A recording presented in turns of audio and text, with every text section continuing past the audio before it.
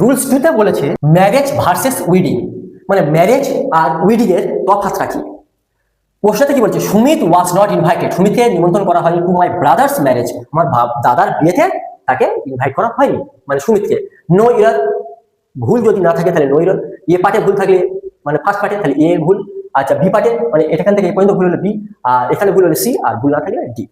ভালো করে বোঝো, ম্যারেজ, ম্যারেজ কেবলমাত্র বিয়েকে বোঝায়, বিয়েকে বোঝায়,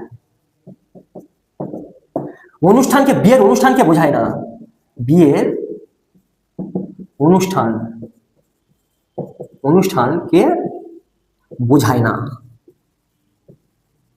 আর উইডিং, উইডিং মানে বিয়ের অনুষ্ঠানকে বোঝায়, বিয়ের অনুষ্ঠানকে বোঝায়, অনুষ্ঠানকে বোঝায়। তাহলে প্রশ্নে পড়ো, Sumit was not invited to my brother's marriage, আমার দাদার বিয়েতে নয়, বিয়ের অনুষ্ঠানে নিমন্ত্রণ করা হয়নি, তাই অনুষ্ঠান বোঝাতে আমরা এই ম্যারেজের জায়গায় কি লিখবো, উইডিং। তাহলে সি থার্ডে ভুল। ম্যারেজ কিভাবে ব্যবহার করবে, 1 month after they